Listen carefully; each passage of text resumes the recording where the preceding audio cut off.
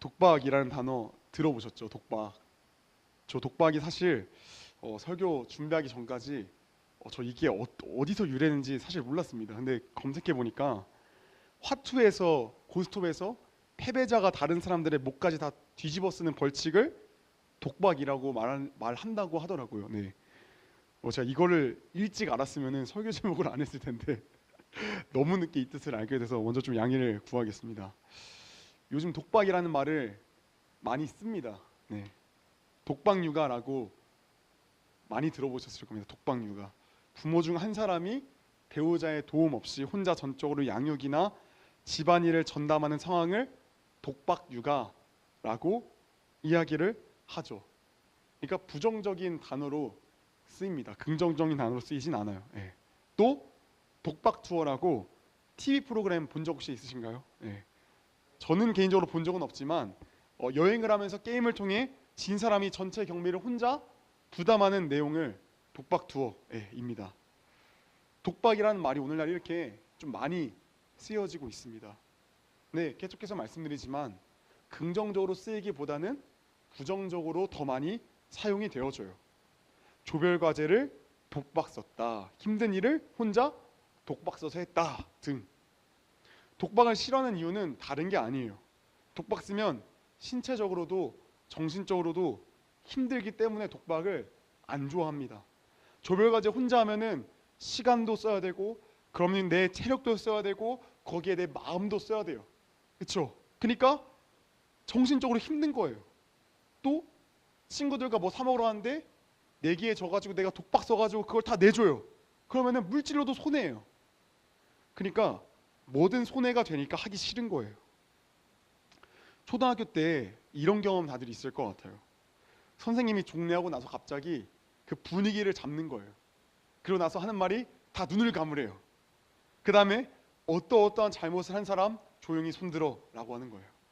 이때 잘못한 사람이 손을 빨리 드는 경우도 있고 빨리 들지 않는 경우도 있는데, 제가 초등학교 때 저희 반은 잘못한 친구가 손을 끝까지 안 들었어요. 예.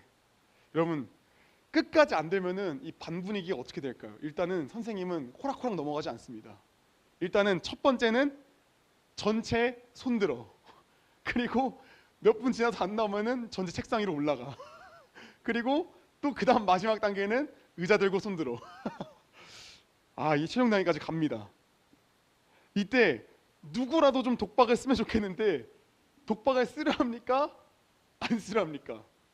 절대 안 쓰죠. 예, 왜냐면은 이때 독박 쓰면은 이제 너 왜 이제 손들어라고 모든 이제 책임을 다 뒤집어 엎기 때문에 절대로 독박 쓰려 하지 않습니다. 예. 이처럼 독박 쓰지 않는 건 지극히 정상적인 거예요. 정상적인 거. 잘못된 게 아니라 지극히 정상적인 일입니다. 오늘의 본문은 지난주와 이어지는 그런 본문의 내용이에요. 예수님께서 지난주에도 이상한 말씀을 하시더니 이번에도 좀 비슷한 뉘앙스의 이상한 말씀을 하고 계신 것을 우리가 확인해 볼 수가 있습니다. 본문을 그냥 아무 생각 없이 보면은 별 문제가 사실 없어요. 근데 하나하나 깊이 살펴보면 이상하다라는 걸 우리가 확인해 볼 수가 있습니다. 일단 지난 시간에 예수님께서는 가해자인 너가 피해자를 향해서 화목을 이뤄라 라는 능동태가 아니라 화목하게 되어라 라는 수동태로 말씀하셨다고 제가 서두에 말씀드렸었어요. 그래서 이 말씀이 좀 이상하다라고 말씀드렸는데, 오늘 말씀은 좀 이렇게 말씀하시는 거예요. 이 말씀이 좀 이상해요. 고발하는 이에게 급히 사화하라. 이 말씀이 좀 이상합니다. 왜 이 말씀이 좀 이상한 말씀일까요? 우리가 하나하나 좀 살펴보도록 하겠습니다. 여러분, 이 고발하는 사람은 어떤 사람일까요? 고발하는 건 말 그대로 단순히 나를 미워하는 사람, 단순히 나를 싫어하는 어떤 원수, 이런 레벨이 아니라 이미 법정에서 나를 고소해가지고 재판을 벌이고 있는 법적인 대적자를 의미하고 있는 거예요. 이건 법률 용어예요. 법률 용어. 지금 이 고발하는 사람은 지금 한층 더 업그레이드 돼서 어떤 미워하는 사람 정도가 아니라 이제는 법적인 단계에서 적대 관계를 이루고 있는 거예요. 근데 지금 예수님께서는 이 사람에게 너가 뭐 하라고 말하고 있어요? 사화하라라고 말하고 있어요. 사화하라. 저 사화하라는 말 사실 처음 들어봤어요. 그 제가 원어로 한번 찾아보니까 이런 뜻이 있어요. 문제를 해결하다, 친구가 되다, 뭐뭐와 친하게 지내다 라는 뜻을 가지고 있어요. 그러니까 뜻은 이런 거예요. 길에 있을 때라는 거는 그냥 단순히 그냥 길에 서 있는 이게 아니라 지금 같이 법정을 같이 걸어가고 있는 그 길을 말하고 있는 거예요. 정리하면 예수님께서는 너를 고소하는 이와 고발하는 이와 함께 법정으로 가고 있을 때 그와 화목을 이뤄서 그와 친구가 되어서 이 문제를 해결해라 라고 말씀하시는 거예요. 이렇게 들으니까 이렇게 쉽게 풀어드리니까 뭔가 이해가 잘 안 되죠. 좀 생뚱맞지 않습니까? 지금 본문에서 나는 뭐예요? 피해자예요? 가해자예요? 지난주랑 똑같아요. 나는 가해자예요. 철저히 가해자예요. 내가 100% 과실이 있으니까 상대방이 나를 뭐 한 거예요? 고발한 거예요. 고소한 거예요. 그래서 그가 나를 지금 재판관에 넘기러 가고 있는 거예요. 예수님은 법정에 가기 전에 그 사람과 나에게 나를 나더러 지금 화해하고 문제를 해결하라고 말을 하고 있는데 이게 가능할까요? 이게 가능할까요? 여러분, 이것은 가능한 일이 아니에요. 지난주도 말씀드렸지만 이런 건 가능하지 못해요. 일단 25절부터 26절 오늘의 말씀은 지난주에 21절부터 24절에 연장선상에 있는 이 말씀이거든요. 상대방, 이 지난주의 말씀의 중심 키워드가 뭐냐면 분노였어요. 분노. 여러분, 왜 살인한다고요? 분노하니까요. 이 분노로 지금 연장 끌어와서 지금 상대방은 뭐든지 나에게 지금 분노를 한 거예요, 안 한 거예요? 분노를 한 거예요. 예. 지금 마치 지금 동현 선생님이 말하면서 이렇게 지금 분노한 것처럼 지금 이렇게 분노한 거예요. 상대방은 지금 분노했기 때문에 나를 재판관에 넘기는 거고, 이 분노의 불길은 쉽사리 꺼뜨릴 수가 있습니까? 쉽사리 꺼뜨릴 수가 없습니까? 꺼뜨릴 수가 없는 거예요. 상대방이 오죽하면 나를 지금 고발하러 재판장에 가고 있는 걸까요? 이 사람의 분노를 꺼뜨리기 위해서는 어떻게 해야 될까요? 그만큼의 대가를 치러주면 돼요. 이 사람의 분노를 꺼뜨리면, 예를 들어 우리 이런 말 있지 않습니까? 금융치료 해주면 돼요. 그렇죠? 아마 이러한 대가는 지금 채무의 대가로 여겨져요. 지금 아마 돈과 얽힌 문제 때문에 지금 이 사람이 고발당해서 법정으로 가고 있는 것 같아요. 왜냐하면 26절에서 이렇게 이야기를 하고 있거든요. 한 푼이라도 남김이 없이 다 갚기 전에는 이라고 말하고 있거든요. 그러니까 지금 이 대가를 치르면 이 사람의 분노가 꺼트러질 수 있을 것 같은데, 문제가 뭐냐면 채무를 갚을 능력이 나에게 있습니까? 없습니까? 나에게 능력이 없다라는 거예요. 능력이 없으니까 지금 고발당하러 같이 가고 있는 거예요. 그러니까 지금 예수님은 지금 말씀을 통해서 뭘 말씀하고 있냐면은, 너가 지금 법적인 대적자랑 길을 가고 있을 때 너가 그 사람과 친구를 이뤄서 화목을 이뤄서 화해해라라고 말하고 있는데, 그게 가능하다라고 말하고 있는 거예요? 불가능하다라고 말하고 있는 거예요? 불가능하다라는 거를 지금 은연중에 깔고 말씀하고 있는 거예요. 인간에게는 타인의 분노를 꺼뜨릴 재간이 없거든요. 불가능이거든요. 그런데 이 말씀은 단순히 법정으로 가고 있는 길에 이 문제를 해결하지 않으면 감옥살이를 하니까, 감옥살이를 면하고 싶으면 꼭 화해라라면서 감옥살이 하지 않는 꿀팁 이로 제공하는 그런 말씀 아니에요. 이 말씀은 21절이랑 22절과 연결되어져 있어요. 예수님은 이 분노에 대한 결과치를, 최종적인 결과치를 22절에서 어디로 설정해 놓으셨죠? 지옥불로 연결해 놓으셨어요. 지옥불. 그러니까 이 말씀은 고발하는 자와의 화해가 곧 이 세상에서의 감옥살이를 넘어서 하나님의 심판으로까지 연결되어진다라는 거예요.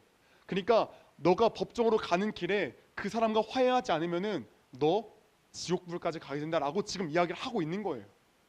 이해가 되십니까? 이것이 너무 과한 해석인 것처럼 여겨져요. 왜냐하면 아니, 사람과 그냥 법정사에서 이렇게 싸울 수 있는 거지 왜 가는 길에 화해 안 했다고 왜 지옥불까지 가는 거야? 이거 너무 과한 해석 아니에요? 라고 물어볼 수 있어요. 그런데 동일한 말씀이 누가복음 12장 58절과 59절에 기록되어져 있는데, 이 말씀이 기록된 배경이, 이 누가복음 12장의 배경은 예수님의 재림이 언제 오실지 모르니까 깨어 준비하라라는 종말론적 배경인 거예요. 그러니까 오늘 읽은 25절과 26절의 이 결과는 형제와 법정에 가다가 화해하지 않으면 지옥불에 가게 된다라는 하나님의 심판으로 가게 된다라는 게 당연한 의미로 연결된다라는 거예요. 그렇다면 우리는 또 다른 질문을 지금 던져봐야 돼요. 일단은 예수님이 하나님의 심판으로 연결된다라는 거는 우리가 일단은 다른 본문을 통해서 뭐 그럴 수 있겠다라고 납득을 해요. 자, 그런데 고발하는 자와 화해하는 게 지옥 갈 정도의 잘못인가? 라는 건 우리가 좀 생각을 해봐야 될 것 같아요. 오늘날 얼마나 많은 분쟁거리가 있습니까? 얼마나 많은 법원의 그 싸움이 있어요. 얼마나 많은 법정 다툼이 있어요. 그러면 그 사람들은 그냥 법정을 다툼을 했다는 이유만으로 다 지옥 가야 되는 겁니까? 그냥 단순히 1차원적인 그런 이야기를 하고 있는 겁니까? 왜 예수님은 여기에 집착하고 계시는 걸까요? 일단 우리가 생각하는 1차원적인 의미는 아니겠죠. 그렇죠? 이 비유가 무엇을 지금 보여주고 있는 걸까요? 인간과 하나님과의 관계를 보여주고 있는 거죠. 여러분, 인간이 어떤 존재입니까? 창세기의 말씀을 보면 인간이 어떤 존재예요? 선악과를 따먹고 하나님께 반역한 범죄한 인간이에요. 그래서 그런 인간의 죄성을 하나님의 공의는 고발할 수밖에 없어요. 하나님은 사랑이시지만 하나님은 사랑이시기 때문에 그 죄를 용납할 수 없는 거예요.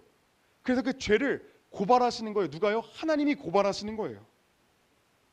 하나님의 공의는 그 인간의 범죄함을 고발하고 또 고발해요. 인간은 그 하나님과의 관계를 화평하지 아니하면 반드시 지옥불로 떨어질 수밖에 없는 거예요. 그러니까 인간은 하나님과의 관계를 지금 화평하게 해야 된다라는 것을 이 본문을 통해서 보여주고 있는 거예요. 그런데 문제가 뭐예요? 인간은 하나님과 화평할 마음이 있습니까? 없습니까? 인간은 하나님과 화평할 마음이 아예 없어요. 그리고 그 화평을 이룰 능력조차도 아예 없어요. 오히려 인간은 하나님에게 모든 탓을 다 뭐 하려고 해요? 떠넘기려고 해요. 인간이 어떤 존재입니까? 내가 100% 잘못했다 할지라도 그 잘못을 뭐 하기 싫어해요? 독박 쓰기 싫어해요. 나 혼자 다 가져가기 싫어해요. 어떻게든 상대방이 뭐 하나로 뒤집어 씌워서 나는 아무 잘못 없다고 나 자신을 정당화시키고자 하는 그런 존재예요. 왜요? 나는 하나님이라 착각하며 살아가는 그런 존재이니까요. 내가 잘못이 조금이라도 있으면 나는 하나님이 부정하는 존재이니까 이거 인정하기 싫어가지고 우리는 무조건 타인에게 내 잘못이 100%라도 잘못을 독박하는 게 아니라 독박 쓰는 게 아니라 조금이라도 뒤집어 씌우는 거예요. 여러분 생각해 볼게요.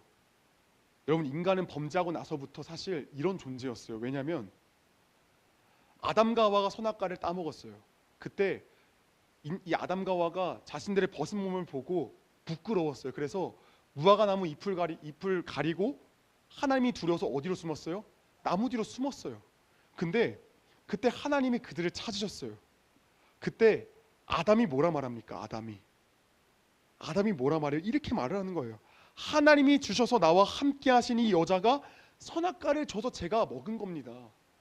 지금 뭐라 말했다고요? 그냥 단순히 이 여자 때문에 제가 먹은 겁니다가 아니라 하나님이 주셔서 나와 함께 하신 이 여자, 이 하와 때문에 제가 먹었습니다. 그러니까 누구 탓하는 거예요?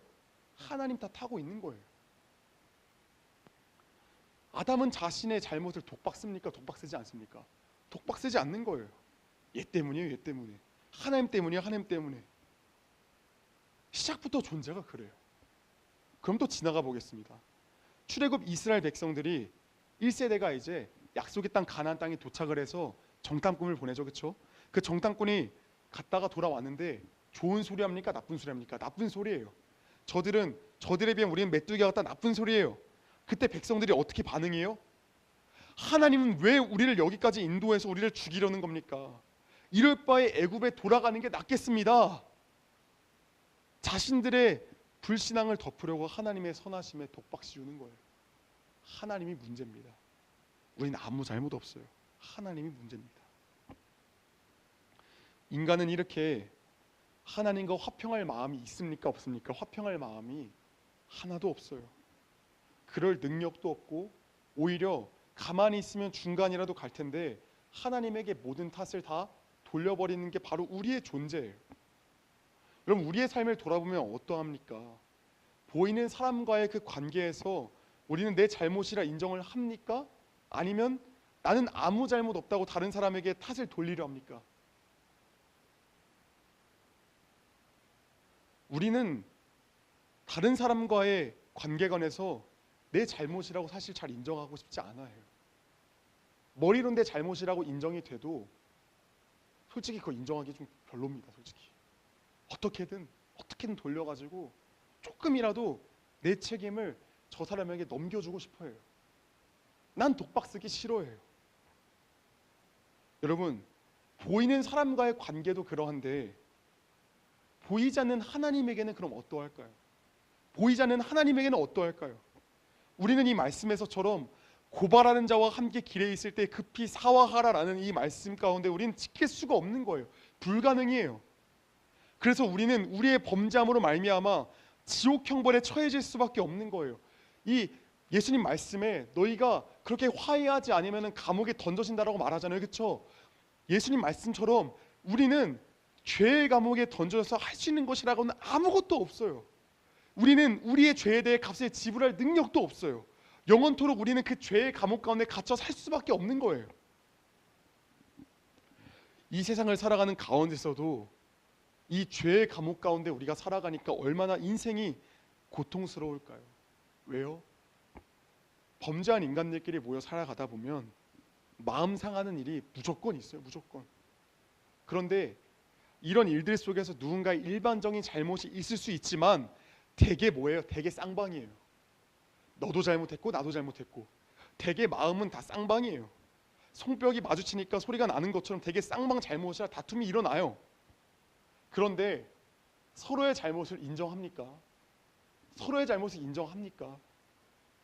제가 우리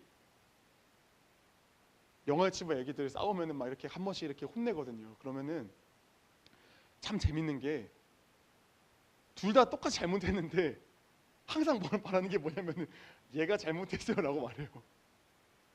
왜 그렇게 말해요? 왜 그렇게 말합니까? 이게 인간의 존재가 이렇습니다. 서로의 잘못을 인정하기보다 내가 맞고 넌 틀렸어. 난 독박 쓰기 싫어. 너도 좀 써. 하는 게 인간의 존재예요. 그러니까 여러분 이 관계 속에서 얼마나 치열한 다툼이 있습니까? 서로가 맞다고 소리치며 주장하는 모습은 아비규환이에요. 진짜 지옥과도 같은 삶이에요. 친구와의 관계에서, 부모와의 관계에서 여러분 이런 모습 흔하지 않습니까? 한 주간의 삶을 살 때에 그렇지 않았습니까? 친구와의 관계 속에서, 부모님과의 관계 속에서 우리 이 아비규환의 삶을 살지 않았습니까? 소리치고 싸우지 않는다고 해도 동일해요. 이거는 저 사람이 이상한 말을 했다고 여기면 우리는 속으로 어떻게 해요? 아이 손절해야지 저 관계. 쟤랑은 좀 적당히 이야기해야지. 여러분 관계가 단절되니까 이 자체도 고통이에요. 반대로 내가 잘못이라 인정을 해도 여러분 솔직히 이 마음 가운데 어떤 마음이 있어요? 내가 진짜 너무 잘못했어. 내가 정말 너무 잘못했어. 다시는 이러지 말아야지. 물론 이런 마음이 있을 수 있어요. 그런데 보통 되게 어떤 마음이냐면은 나는 잘못 없는데 내가 미안하다고 해준다. 이런 마음이 있어요. 죄의 감옥에 갇혀 사는 건 고통입니다. 고통. 이미 지옥과도 같은 삶의 연속이에요. 이 땅도 지옥이고 죽어서도 지옥이에요. 그래서 이런 우리를 구원하시기 위해 누가 온 거예요? 예수님이 오신 거예요. 예수님이 이 땅에 오셔서 무엇을 행하셨습니까? 범죄한 인간은 입을 나불거릴 자격이 없어요. 그런데 그런 인간이 인간의 몸을 입으신 하나님을 어떻게 한 거예요? 인간의 몸을 입으신 하나님을 뭐 한 거예요? 오늘 말씀으로 보면은 그 하나님을 고발한 거예요. 아무 잘못 없는 그분을 고발한 거예요. 너가 진짜 하나님의 아들이냐? 너가 하나님의 아들이거든 십자가에서 내려와 봐라. 너의 자격을 입증해 봐라. 우리는 그 예수님을 고발하고 조롱했어요. 예수님은 죄 없으신 분임에도 불구하고 무리들은 죄 없으신 그분을 십자가형으로 고발했어요. 그리고 오히려 그 예수님을 풀어주기보다 누구를 풀어줬어요? 죄 많은 바라바를 풀어줬어요. 여러분, 오늘 말씀으로 예수님의 이 십자가 사건을 보면은 이거 적반하장입니까? 아니면은 올바른 일입니까?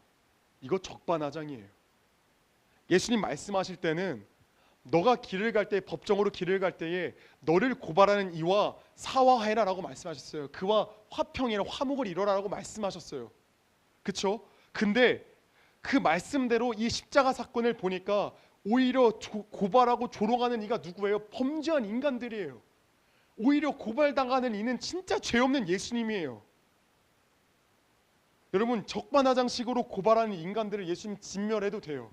하늘의 천군 천사를 불러다가 전부 다 쓸어버려도 돼요. 이런 우리를 상종하지 않아도 돼요. 싹 쓸어버려도 우리는 할 말이 없어요. 그런데 그가 어떻게 하셨습니까? 그는 어린 양과 같이 잠잠히 그들의 고발을 받으셨어요. 잠잠히. 예수님 친히 그 고발을 받으심을 알미암아 그들과 화목을 이루셨어요. 그리고 우리가 받아야 할 모든 죄의 대가를 십자가에 다 받으셨어요. 우리는 독박 쓰지 않으려고 몸부림을 쳐요. 친구들과 관계에서, 우린 사람들과 관계에서 독박 쓰기 너무 싫어요. 그 늘상 내가 독박 쓸 것 같으면 우리는 안간힘을 써서라도 어떻게든 이 독박에 쓰는 그것들을 다 어떻게든 돌리려고 안간힘을 부리는데, 예수님은 아무 잘못 없음에도 불구하고 잠잠히 독박 쓰셨어요. 한마디 말씀도 없으셨어요. 그냥 잠잠하셨습니다. 왜 그분이 십자가에서 독박을 쓰셨습니까? 이유는 간단해요. 우리와 하나님과의 관계를 화목하게 하시려고. 우리와 하나님과의 관계를 화목하게 하시려고. 그 죄의 감옥에서 건져내어 하나님에게로 이끌어내시려고. 인간은 그 죄의 감옥 속에서 나올 길이 없어요. 그 값을 치를 수가 없어요. 그런데 예수님께 자신의 십자가에 내어주신 말미암아 우리를 속량하신 거예요. 우리를 그 예수 피의 값으로 값주고 사신 거예요. 그렇게 우리는 나음을 입은 겁니다. 인간의 존재는 이렇게 독박 쓰는 게 불가능한 존재예요. 불가능해요. 독박을 쓰기 싫어요, 우리는. 그런데 여러분, 그 예수님은 어떤 분이시라고요? 우리와 하나님과의 관계를 화목하기 위해서 스스로 독박을 쓰신 분이에요. 스스로 전부 다 그 모든 죄의 값을 다 안으시고, 그 모든 조롱, 고발을 다 안으시고 잠잠하신 분이에요. 그분으로 말미암아 우리는 나음을 입었어요. 여러분, 그 예수를 만난 이들은, 그 예수님을 만난 이들은 어떤 삶을 살아갈까요? 여러분, 폴리캅에 대한 이야기를 잘 아시죠? 폴리캅. 황제를 두고 맹세하고 그리스도를 저주하면 너를 석방해 주겠다라고 약속했습니다. 그러니까 이 말이 뭐냐면, 너 독박 쓰기 싫으면 그리스도를 저주해. 너 독박 쓰기 싫으면 그리스도 저주해. 그러면 너 독박 쓰지 않아도 돼 라고 말하는 거예요. 그렇죠? 근데 폴리캅이 뭐라고 이야기를 해요? 내가 86년 동안 그분을 섬겼습니다. 그렇지만 그분은 나에게 악을 행하신 적이 단 한순간도 없습니다. 어떻게 나를 구원하신 나의 왕을 내가 저주할 수 있겠습니까? 라고 이야기를 합니다. 그러자 재판관이 또 이야기를 해요. 산채로 너를 태워 죽이겠다라고 위협을 해요. 폴리캅은 재판관이 붙인 그 불은 순간이지만 지옥의 영원한 불은 꺼지지 않는다라고 대답을 하고 또 이렇게 기도를 했습니다. 전능하신 주 하나님, 주님께서 저를 이러한 순간에 참여하기에 합당한 자로 여겨주심을 감사합니다. 다른 순교자들과 함께 그리스도의 잔에 참여할 수 있게 하여 주셔서 감사합니다. 이를 위해 당신을 찬양하며 영광을 돌립니다. 폴리캅이 어떻게 순교를 당하면서까지 독박을 쓸 수가 있었을까요? 독박 쓸 수 없는 그 인간이 어떻게 이 독박을 쓰게 된 걸까요? 우리의 죄를 위해 독박 쓰신 그 예수님을 깊이 경험했으니까요. 그 예수님을 깊이 만났으니까요. 그 예수님이 그와 함께 하시니까요. 여러분, 그 예수를 만난 이들은 하나같이 그 예수에게 책임을 전가하면서 독박 쓰기 싫어하면서 그를 부인하고 저주하는 것이 아니라 그 예수를 따라 오히려 그 예수와 함께 독박 쓰기 시작했습니다. 그 예수를 경험했기에, 그 예수를 만났기에. 근데 이것은 폴리캅뿐만이 아니에요. 수많은 순교한 성도들이 그랬어요. 사도 바울도 그러했고 베드로도 그랬고 많은 우리의 순교한 선고들이 다 이러한 삶을 살았습니다.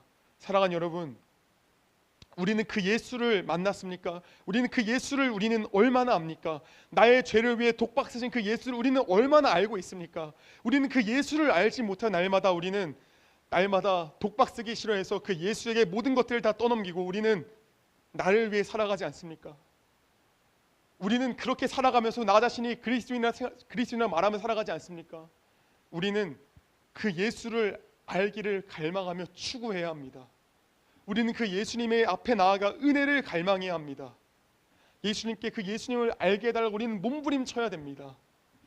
날마다 우리 삶 가운데 그 예수님을 알고 그 예수님과 동행하며 나아가는, 그래서 매 순간의 삶 가운데 그 예수님이 쓰신 그 독박을 그 예수의 은혜로 말미암아 나도 써 나아가는 귀한 은혜가 우리 모든 공동체 가운데 함께하기를 예수님의 이름으로 소원합니다.